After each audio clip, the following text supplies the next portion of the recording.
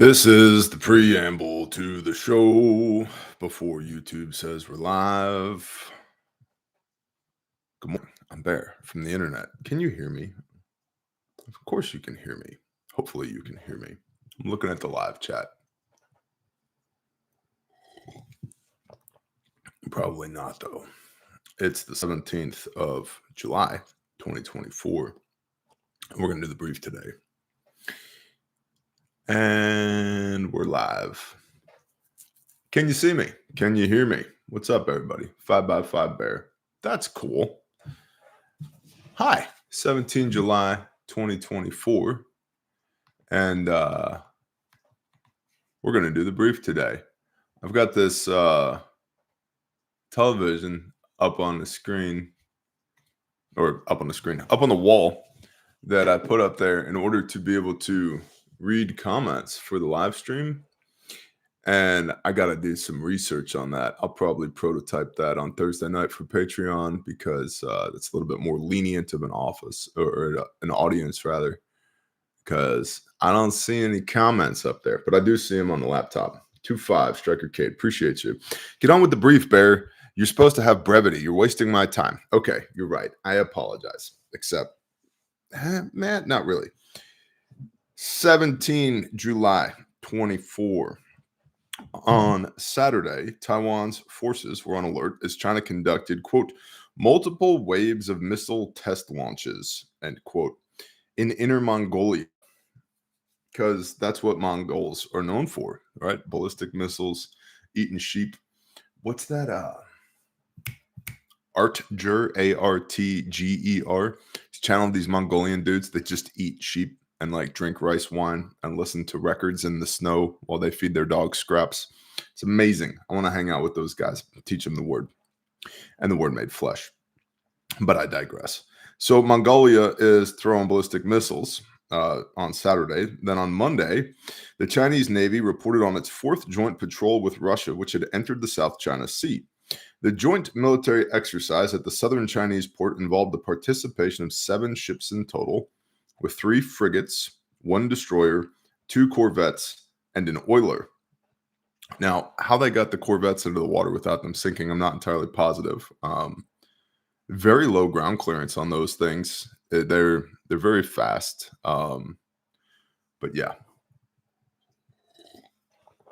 Remember when Chevy came out with 6-cylinder Camaros so that like everybody could pump their fist to their music through the T-top, but not actually go anywhere very fast? Tell me you're neurodivergent without telling me you're neurodivergent. According to media reports, Chinese Defense Ministry said that the drills, quote, had nothing to do with the current international or regional situation, end quote. One media outlet noted that such a joint exercise in these contested waters is actually a rare move for China, but Beijing's state-run Global Times said that these exercises were routine. At this time, there are no reported U.S. Navy aircraft carriers in the South China Sea. Yet? Rumint. Also, the Don appears to be the guy for the Republican National Committee, right? He was, what do they call that? He went from presumptive nominee to the ordained of the Republican Party, where he hitched his wagon to J.D. Vance, which we'll talk about later in the brief. And then Don is probably going to beat the tar out of Biden. Biden can't debate. Biden can't campaign. His Democratic Party is just running away from Joseph Robinette Biden Jr. So if I was China, which is very big on presence patrols and national pride and presenting the front that they're very strong and unified and don't mess with us.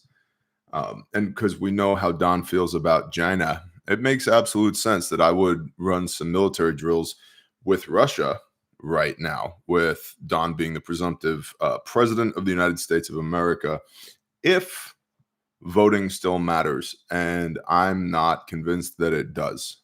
I'm not saying that you shouldn't do it, because if it doesn't matter, but you do vote and droves of people come out and vote, then we have more than one data point to be able to graph to say, oh, look, voting doesn't matter in the national election for president twice. Rabbit hole, tinfoil, which is why a lot of people are presupposing that there won't be an election in November, because if there is, and a lot of people think that, the deep state is done for now, right? All these people, all these COVIDiots, and all these people that did terrible things and have been doing terrible things for generations, decades, that Mr. Trump is going to hold their feet to the fire and terrible things are going to happen to them. We shall see. Meanwhile, Poland has considered intercepting and downing Russian missiles. Considered it. Poland's foreign minister Radoslaw Sikorski explained, quote, "We are a frontline state and Russian missiles breach our airspace. We assume by mistake." The Mudface, $5. Appreciate you. Thanks for coffee. All right, I'll drink coffee.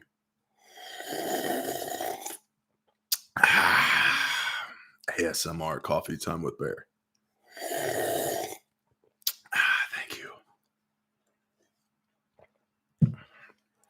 We are a frontline state, and Russian missiles breach our airspace. We assume by mistake. Our dilemma is the following. If we shoot them down only when they enter our airspace, the debris is a threat to our citizens and to our property. And the Ukrainians are saying, please, we will not mind. Do it over our airspace, when they're in imminent danger of crossing into Polish territory. To my mind, that's self-defense, but we are exploring the idea. End quote. Forgive me my bravado, but if I was Poland and missiles of Russian origin were flying over my airspace, we assume by mistake, and it posed a threat to my people, I would shoot them the hell down. About that fast. Like, what do we do, boss? Why are you even asking me? Shoot the missiles down. But they're Russian missiles, and we don't want an expansion of this NATO war in Ukraine to come into our border. I know, which is why we're not going to allow any incursions. Shoot the missiles down. Oops, sorry, Russia, you violated our sovereign airspace. Let's please not do that again. A little bit of a show of force. If you have a bully that's just poking you in the chest over and over and over again, what do? Probably the typical fade, look back, cock your fist, come out, break their nose, knock them to the ground, kick their ribs in, give them a closed tension pneumothorax, spit in their face, probably pee in their ear, things like that. And then you look at all the other bullies on the playground. You say, who wants some next? Or consider defending your own sovereign airspace, one or the other. Whether or not the idea will actually move forward may depend on the approval of NATO, and the Secretary General has already said that NATO would, quote, not get directly involved. That would be Jens Stoltenberg, the Secretary General of NATO. Speaking of NATO, data shows that the coalition's defense spending has increased drastically in just the last 2 years. Now, I want to pause here for a moment to preface what comes next. And I'm going to try and say this as logically and dispassionately as possible, so please bear with me. Haha, see what I did there? The world is increasing military spending. The world is engaged in training and field training exercises. The government is not coming to save you. They don't care about you. They don't care about me. And who are they going to send? The U.S. Secret Service A-team? These are the people that are going to rescue us? These are the people we're afraid of? Bro, okay. They're not coming. And if the world is preparing for major conflict, which it is, you should probably be preparing for major conflict too. Now, major caveat. You, very likely listening to this, are not some type of tin pot dictator in some third world country. Bear, that's insensitive. They're developing nations in some third world country. You're not likely. I know we have a large percentage of military law enforcement, EMS, and fire in the Bear Nation. And I think that's great. But to my civilians out there, you don't have the infrastructure that Uncle Sam has. You don't have the supply chain. You don't have the logistics. You don't have the ability to levy taxes in order to be able to pay for your shenanigans. You don't have the long reach, the expeditionary capability that the United States military has. You're a little bit more like, and I'm not saying to pick up arms and resistance, but if you did, much more like a guerrilla fighting force. So that means you got to be able to do what? Great book that Pastor Joe Fox of Viking Preparedness has been recommending for a couple of years. ROC, Resistance Operating Concept by Otto C. Fiala. I will repeat so you can rewind to the 10-minute, 25-second mark and or get a pen out. Resistance Operating Concept by Otto C. Fiala. What's the other book? Nom de Plume John Mosby, The Guerrilla Gunfighter. Worth checking out. But I digress on my digression. You need the ability to move. You need the ability to procure and create food out of the ground, produce food out of the ground. You need the ability to network and commo. You do need the ability to project force at to maintain a comfortable distance from tyranny. But movement, right? Shoot, move, communicate, sustain. Dude, the move is the most important part. It's the most important part, in my humble opinion. Because if you can't move, the rest of it doesn't matter, because overmatch. The military doesn't, they're like, hey, there's 10 bad guys in this house. Awesome. Bring a company. Yeah. And call in close air support. And, let's get ground assets, aerial assets, radio everything back to the TOC, and let's just smash this place. For 10 guys? Yeah, for 10 guys. You don't have that. I don't have that. Cool. So work with what you have. But the world is preparing for war. You should probably prepare for war too. Not the same way that the world does, not the same way that the military does, but for the preservation of life. Have the ability to sustain and maintain a comfortable distance from tyranny, and understand historically that tyranny marches across the map, which means you have to have the ability to move. Oh yeah, Total Resistance by Von Dock. That's a good one, Shop Stuff. Agreed. Thank you. So data shows that NATO's coalition defense spending has increased drastically in just the last 2 years. Naturally, some of the influencing factors include the conflicts in both Ukraine and Gaza, which, again, caveat, is hoovering up pre-hospital medical devices like horrendously. Which is also why a lot of pre-hospital medical device manufacturers are on a concentrated campaign to starting a year ago and allegedly culminating a year from now to double the price of everything. Now, some of that is increased inputs, cost of goods, operational expenses, taxation. But some of that is just because of demand. It's basic economics.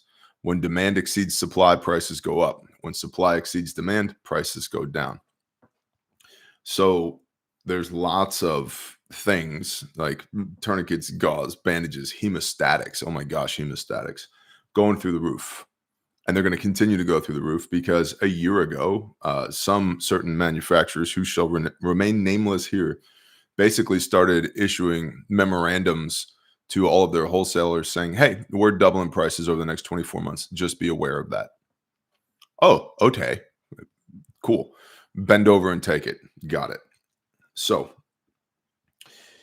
excluding the United States, expenditures are estimated to have jumped from 3.7% in 2022 to 17.9%. That's approximately a 450% increase in 2024.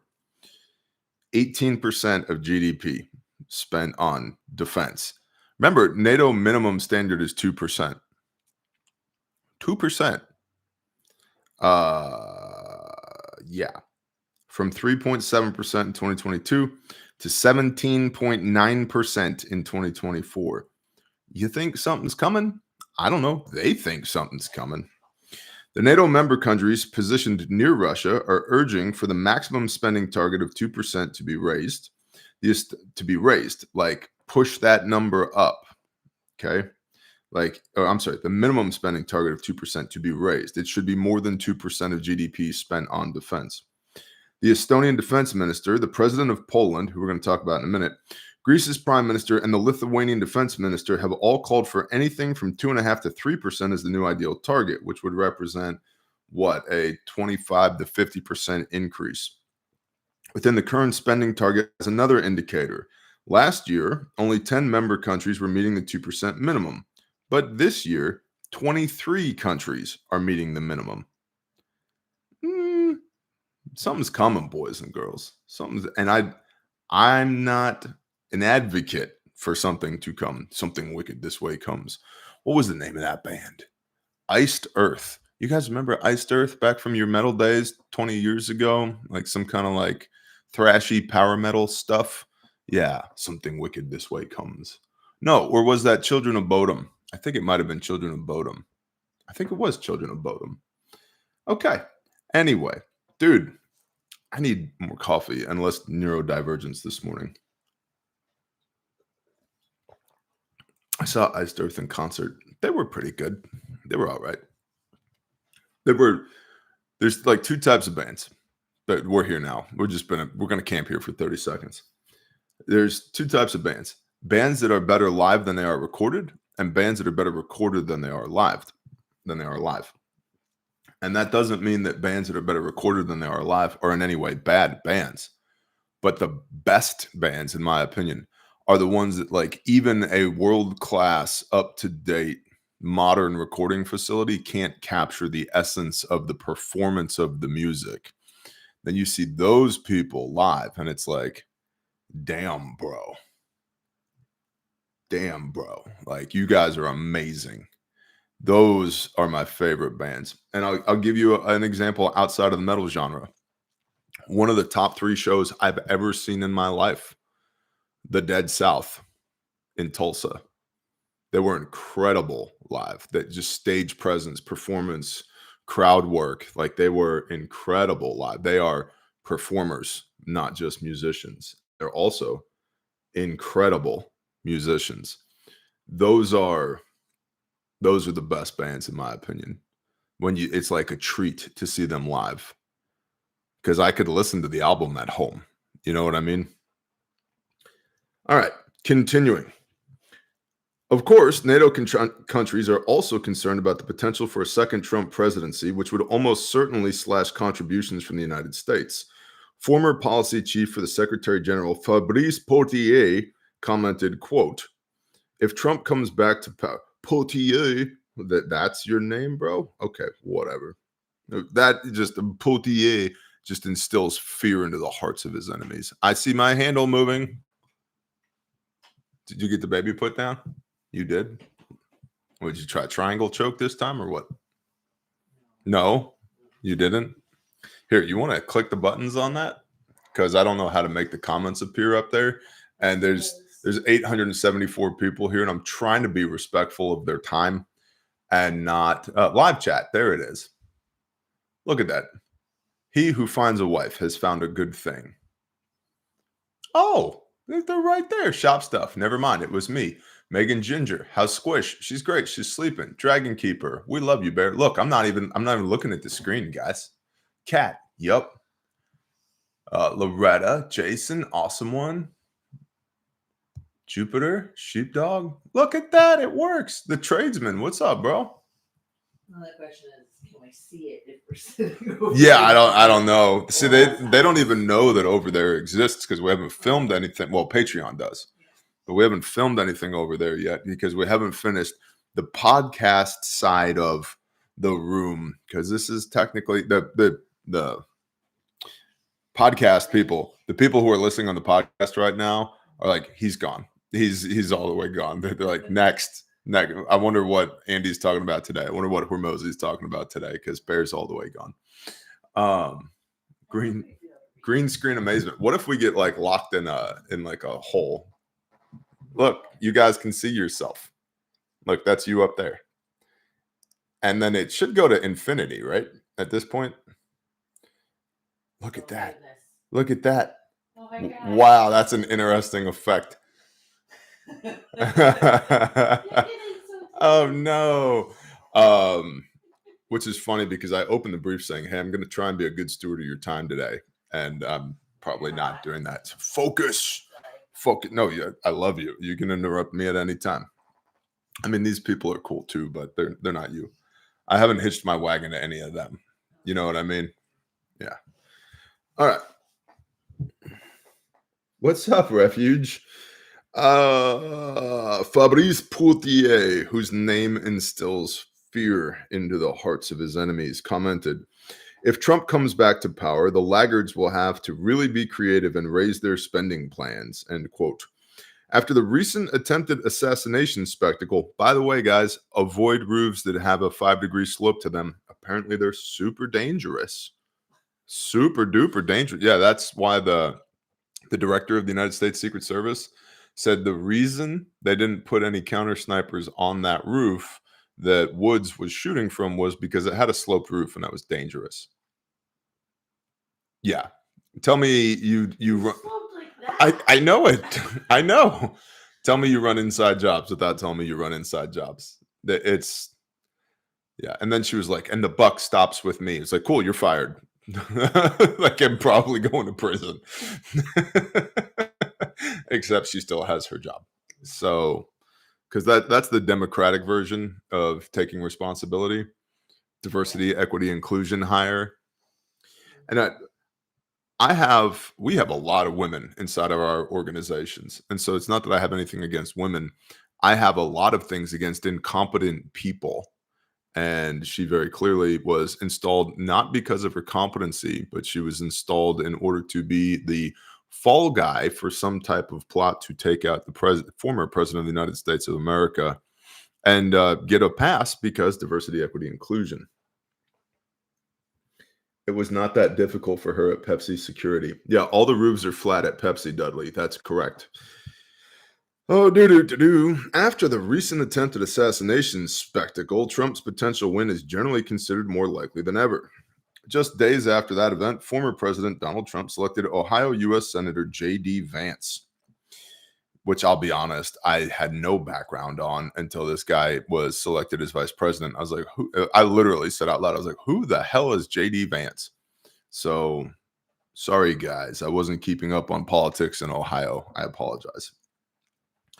Selected J.D. Vance to be his vice presidential running mate. Vance formerly called Trump an idiot, reprehensible, and compared him to Hitler, but has changed his tune, telling the New York Times, and this is why I think he was selected as vice president, to capture the vote of all the people out there who are nervous about voting for Trump, who need some permission and a model to follow, if you will, in order to suck it up and vote for Trump this time. Because in light of the catastrophic demolition of the Biden presidency, Trump is, again, caveat, if elections matter, Trump is a shoo-in. But in order to have a landslide victory, the independents and the people on the fence need permission, if you will, to vote for Trump. And J.D. Vance, I think, creates that permission because of his prior stance against Trump. And you could make the argument like, well, he's going to be untrustworthy. How could Trump trust him? Hey, guys, I don't know if you know this, but A, the presidency and the vice presidency, those are political positions. And B, they rule the nation, if not the world, from Washington, D.C. That's also filled with politicians and lobbyists and lawyers and activists and, generally speaking, scum of the earth. Trustworthiness isn't exactly like baked into the cake here. Well, it should be. Oh, I agree completely. But that's a thing of the past. And so if we're going to have that again, everybody hitch up your mule to the wagon. We're going west. To where, I don't know. But we're hitting the wagon train. And we're going to go, like, since we're going back in time. Sorry, I was just thinking of a meme that I saw the other day that was phenomenal that said, before trains were invented, people had to run a wagon on your mom. And I thought that was hysterical. It's definitely not politically correct, but yeah. I only caught like. I don't think I should say it again on camera, but it was really funny. I'm like, wait, what? I think half the chat is like, listen, man, I was up at 04 and it was leg day. I've got baby giraffe legs super hard right now and I need to caffeinate. Palmetto says, I saw that meme, top quality. Yeah. So continuing. Vance called Trump an idiot, reprehensible, and compared him to Hitler, but changed his tune, telling New York Times, quote, I allowed myself to focus so much on the stylistic element of Trump that I completely ignored the way in which he was substantively offering something very different on foreign policy, on trade, and on immigration, end quote. Basically, again, creating that permission for people to look at Trump's positions and his fruit, if you will, rather than the personage that is Trump. And I just got to say this again for the third time in as many days. And I'm not saying that you are doing this, Bear Nation, because I saw some defense against this in the comments on Monday. And it's like, please just switch your ears on and listen. I'm not saying you are doing this, but I see it all over social media. People are literally worshiping this man. Messiah himself says, why do you call me good? None is good but Elohim in Matthew chapter 19. We're not, even God made flesh was like, you point that praise northward, son, up into the sky where the creator is. Okay, vertically aligned. The memes that are out right now, the write-ups, the posts, the photographs that are out right now about Donald Trump, raising him to the level of a Messiah, a Mashiach, a Redeemer, are dangerous because people, and here's why. I'm not, and again, listen, I'm not saying he will do this, but he could. If all of his followers follow him blindly, and I'm not saying all of his followers, I'm not saying everybody who votes for him is a follower or a sycophant, but if they follow him blindly because he's untouchable, he's ordained from God, and he starts some shenanigans, dude, we're going to have troubles the likes of which we've never seen.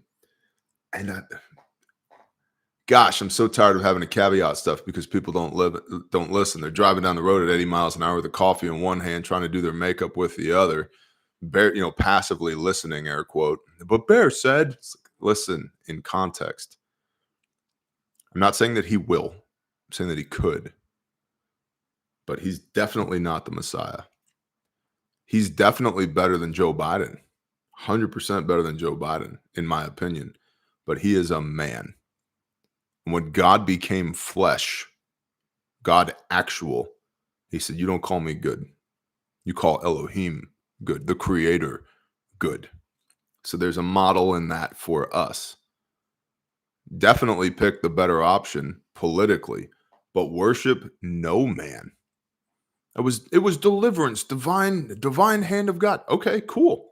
That's awesome. That's great. When Elijah prayed to the Father and one angel killed 185,000 Assyrians in one night, and the city was delivered, and everybody wanted to give Elijah the credit, how well received do you think that was? Yeah. See the point? All right. Shall we continue?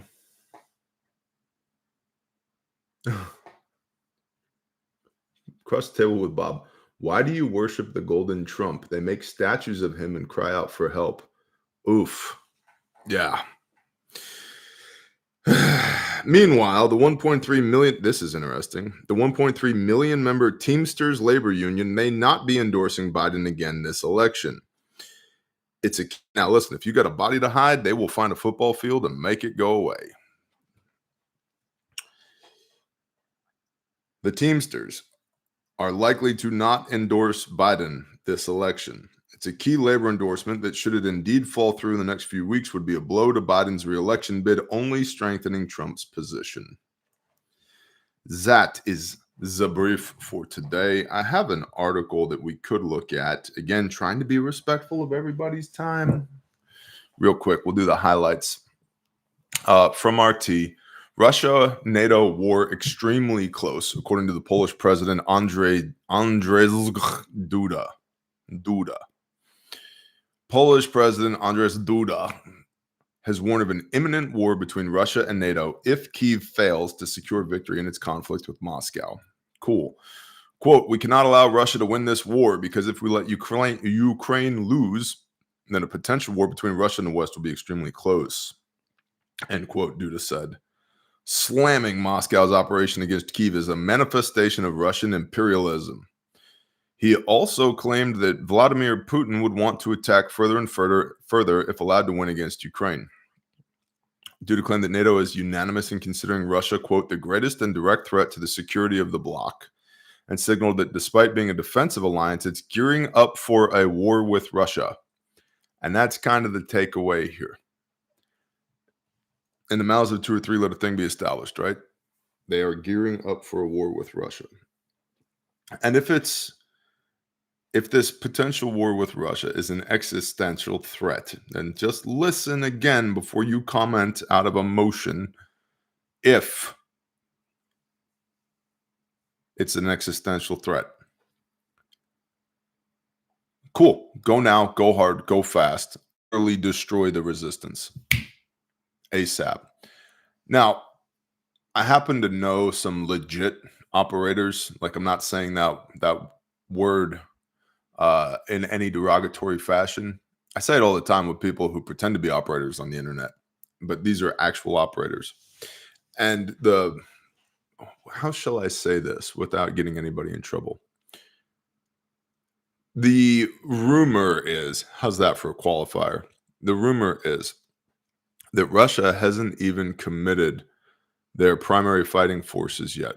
That what they've done for the last couple of years is recruit, throw men into the grinder, release everybody from prisons, and chew those people up, and to use like Wagner Group and others in order to soften up the resistance in Ukraine, to deplete their manpower, so that then their Russian operators, their well-trained, well-equipped, professional infantry, artillery, etc., can come in and smash. Okay. And I'm not saying that that's true and everybody's an expert these days and everybody has an opinion, and that's great. I'm telling you that's what the rumint is. If that's the case, if I'm NATO and I'm like the Charlie team from Russia is taking out the Alpha team and the Bravo team from Ukraine, and it ain't going to get any better anytime soon, I'm not saying we should go to war with Russia, but if that was the case and war's imminent, cool, destroy them. Destroy them. Use Ukraine as a jumping off point. Smash as many people into Ukraine, net personnel into Ukraine as possible. Moscow's not that far away. Turn it into a smoldering pile of rubble. But what about the nuclear war? Yeah, hopefully that's not a thing, and there's ways to mitigate that risk. Now, again, to be absolutely clear, I'm not for that.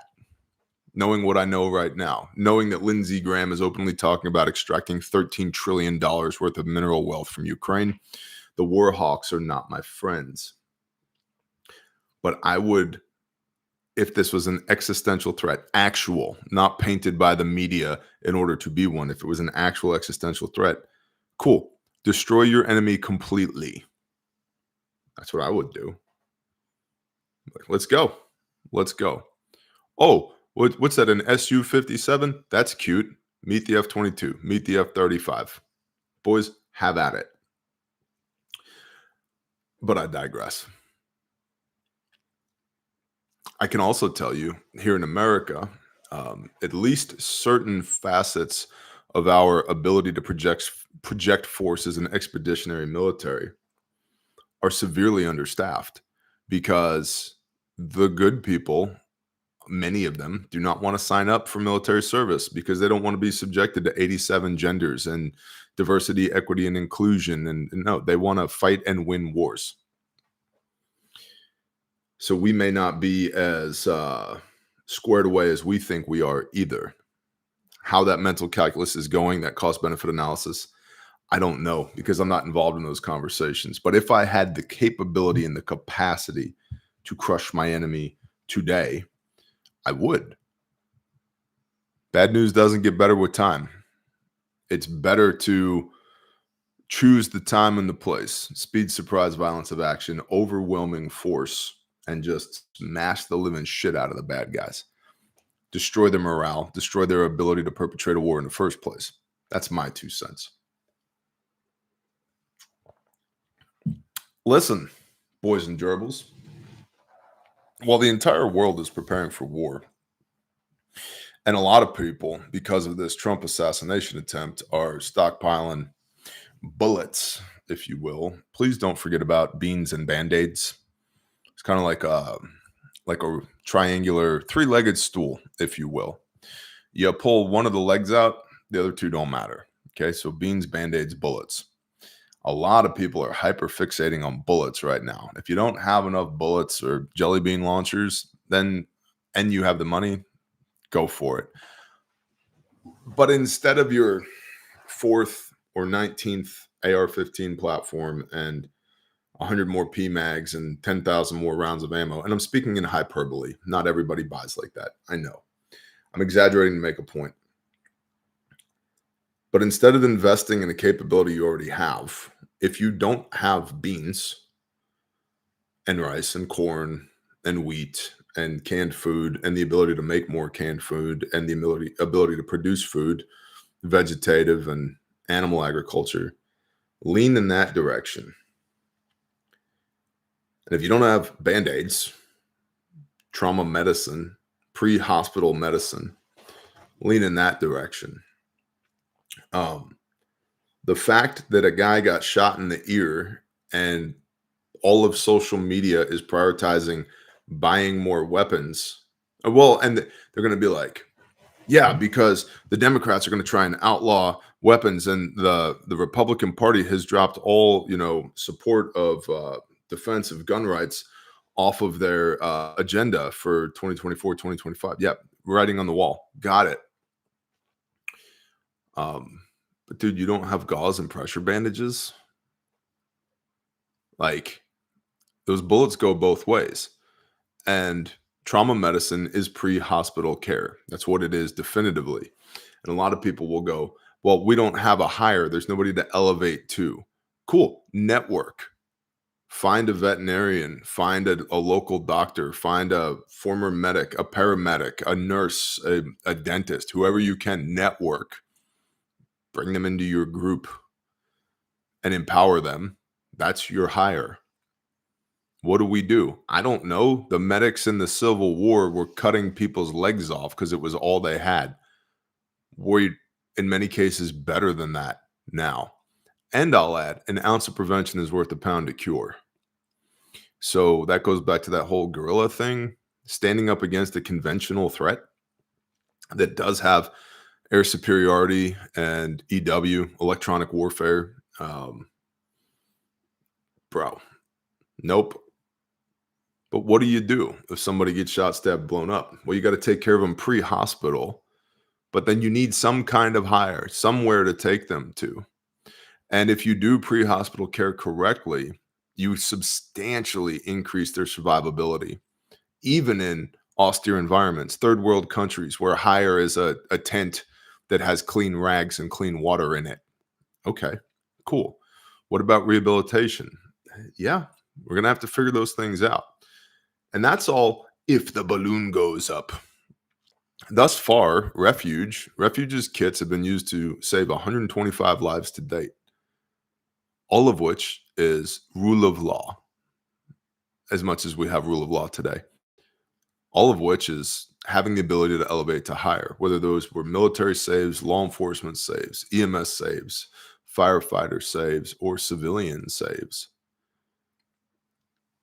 And so the applicability of a good first aid kit right now, it applies to both before the balloon goes up and then especially after the balloon goes up. Unlike probably the AR-15, which unless you're just shooting it for fun right now, which we do regularly and train regularly, don't tell the feds because that's illegal now. You can't do that. I mean, airsoft. Other than playing airsoft, what are you really doing with that stuff? See what I mean? So you're more likely statistically, much more likely statistically to need a good first aid kit than you are to need your rifle. Doesn't mean you shouldn't have your rifle. I have several. It just means that, like, in my life, I have had to render aid infinitely more times than I've had to shoot somebody with my rifle thus far. Now that could change if things get super duper sideways. I'm acknowledging that. But the applicability is not just for when the balloon goes up. Unlike a lot of people's preps, they're like, I need to buy or make or invest in all this prepper stuff for when the balloon goes up. It's like, cool, but did you drive a car today? Well, yeah. It's like, you got a first aid kit in the car? No. Do you have a fire extinguisher in your house? Because house fires happen all the time. Okay. Akiata Skarata. That's a great comment. I LARP like my life depends on it. Same, bro. My point here is the applicability of a good first aid kit isn't just for when the balloon goes up. It's for life. Oh, is that why you changed the Refuge motto to for life? It is. Because number one, Refuge is for the preservation of life. Number two, we guarantee our products for life. And number three, you need a first aid kit, a good one for everyday life, not just for when the balloon goes up or when we got to fight the red commies as they come across that hill over there. Like today, like if you exist, if you breathe air and you have blood going round and round inside your body, you need a good first aid kit, like a real one. So if that's something that sounds compelling to you as you're quantifying your investment into your preps, as the world continues to slide off the flat earth of normalcy or whatever you're into, right? As things continue to devolve, if you haven't prioritized medical preparedness, I would recommend it. If you have any questions on that stuff, you can call the store, go to refugemedical.com, scroll down to the bottom. There's a contact us page. There's a phone number right there. If you call the store, a real person will answer the phone and we'll talk you through whatever questions you have. Or you can hit the live chat. I was just talking on the live chat last night to a guy named Scott who drives a Kenworth W900 2019 model. And he's going to stop by the store and get some coffee when he's in town and pick up a kit. So, like, there's a bunch of us. There's 5 or 6 of us, real people that are in the customer service chat. So if you have questions, concerns, whatever, you can hit us that way as well. Torah Prepper. Bear, any recommendation on a car jump starter? I wish I had a good one to recommend. I've bought a bunch of those things. I'd say a bunch, 3 or 4 of those things. What's one of them? Like the Nico, Nico or something like that. Little tiny thing. Looks like a battery backup that has little tiny jumper cables that goes on it. That thing did not work for me at all. Now, let's look at my use case. The 3/4 ton pickup truck, a 1 ton pickup truck. Most of my brethren run pickup trucks. Then we have heavy equipment, skid steers and track hoes and dozers and dump trucks and bucket trucks and 2 ton and 5 ton trucks and LMTVs. So like big stuff. We have big stuff. And that thing didn't work with no code. That's what it is. That thing didn't work for crap for me. So I was unimpressed. Now, if you got a little car, maybe it will work. I don't have a little car. DeWalt makes a good big one. That's good to know, Buckshot. DeWalt has been pissing me off here lately as well. I got the DeWalt 20 volt battery operated air compressor, and it worked great. Literally 3 times. Worked great.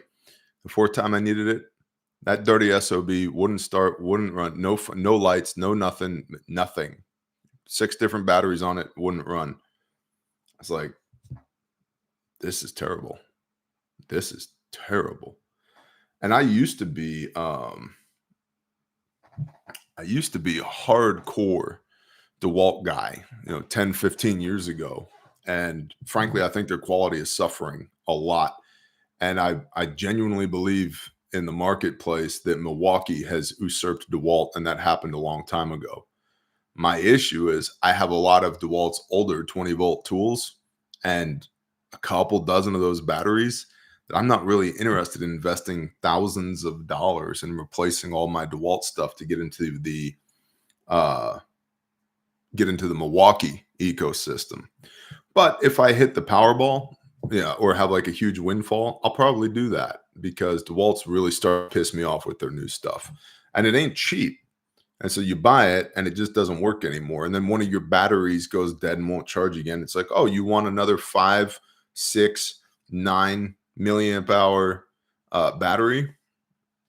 Okay, that'll be $80, $120, $150 for a battery?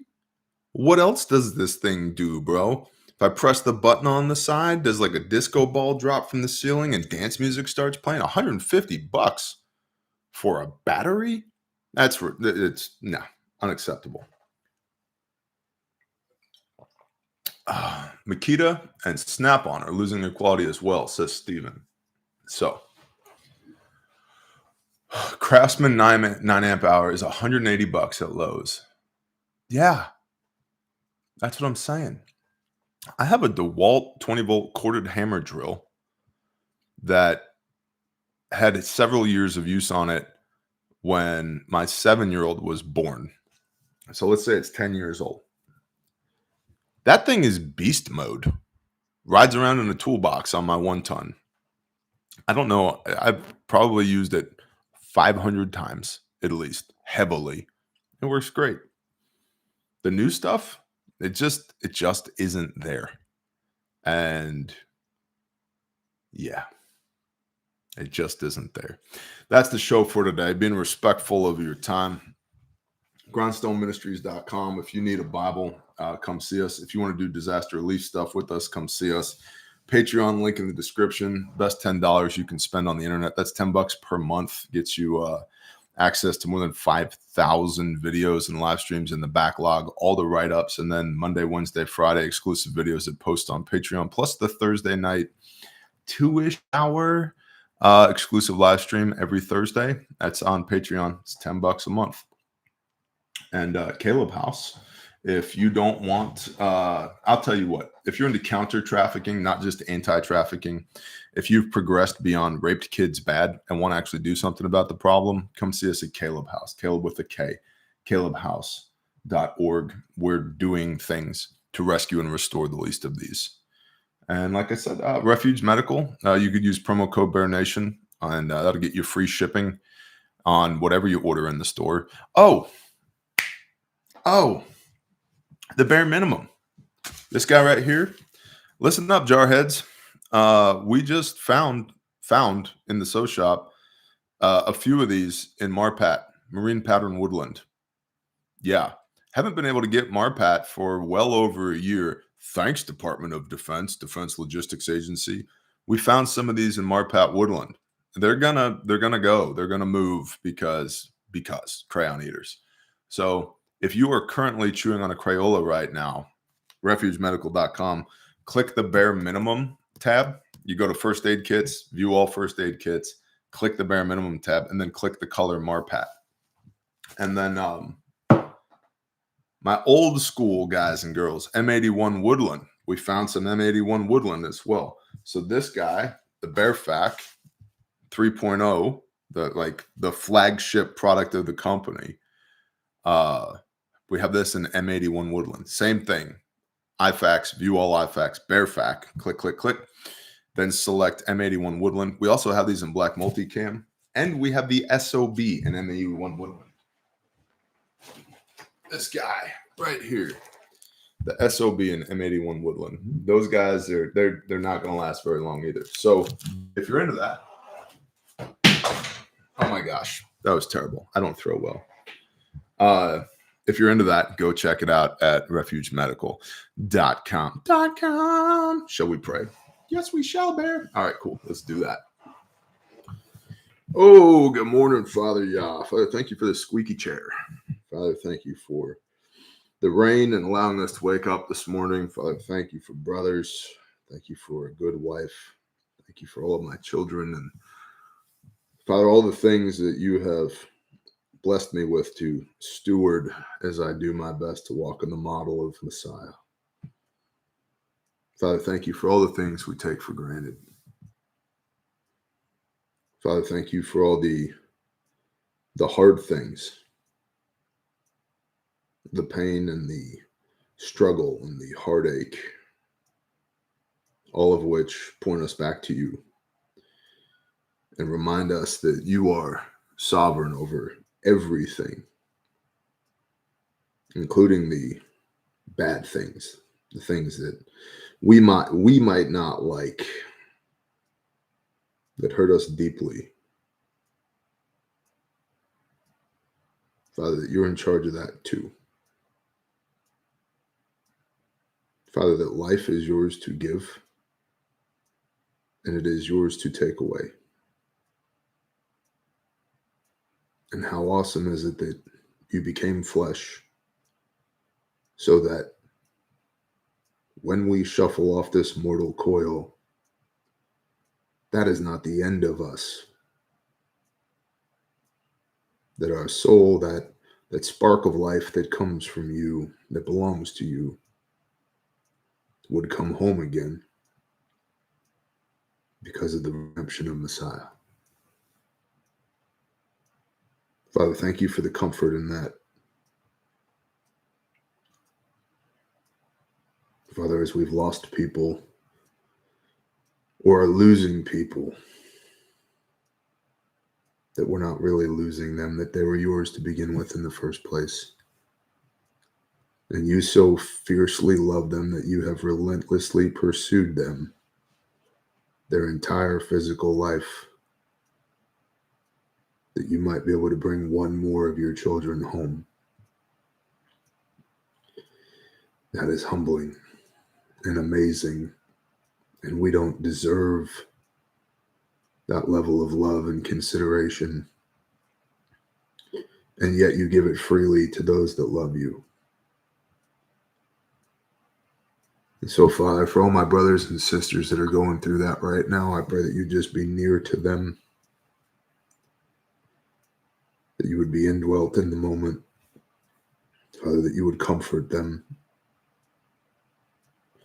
that there would be joy, that just as the sun rises, it also sets, and that this is not the end, it's just the beginning of something new and glorious and wonderful, and that there's amazing hope in that. Father, thank you for loving us inexplicably, loving us. Thank you for going to war against us, or against the things that come against us, Father, the nations and principalities, the spiritual wickedness, that you stand in the gap in between us and the enemy, and that you lead us in a righteous fight against the darkness. Father, please continue to walk with us, to teach us how to walk in the model of Messiah, and please pour out your Spirit on all flesh, that we will be convicted to do righteousness, that we would operate with wisdom and discernment, that we would know right from wrong. Give us the words that we need to speak and put us in the positions we need to be in order to speak them. Father, let us get out of our own head and get into you. Father, let us subordinate our egos and take off the armor that you might get into us. that you could be indwelt in us. Give us strength and power and authority in the name of Yeshua HaMashiach to be your hands and feet. Move mountains with mustard seeds, Father, and walk upon water. Raise the dead. Meet the needs of those who have been forsaken. Heal the hurt. Comfort the lost. Father, show us what you need us to do. Undeniably convict us and make us walk in your way as your elect that you knew before the womb, that your will would be done, not ours. Father, give us cover that no weapon formed against us shall prosper. And be there anything within the sound of my voice that's not of you, we come together in agreement and rebuke it in the name of Yeshua HaMashiach and command it to flee. Father, put a hedge around your people today. Please remember us as we remember you. Father, give them provision, protection, and blessing today, and make your face shine upon them. I ask these things in Yeshua's name. Amen.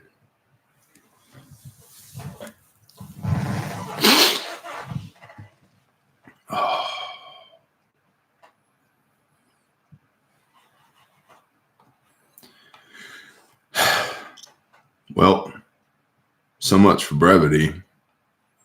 Show was still 56 minutes long. But we tried, right? Incremental improvements, everybody. I appreciate y'all. Go be the light. Help those in need. Forsake not the widow and the orphan. Witness and minister to those that the Father puts in front of you. Fear nothing but Yahweh, your Elohim. And understand whatever you're going through, he's sovereign over that too. He either is God or he isn't. Y'all have a blessed day. Shalom.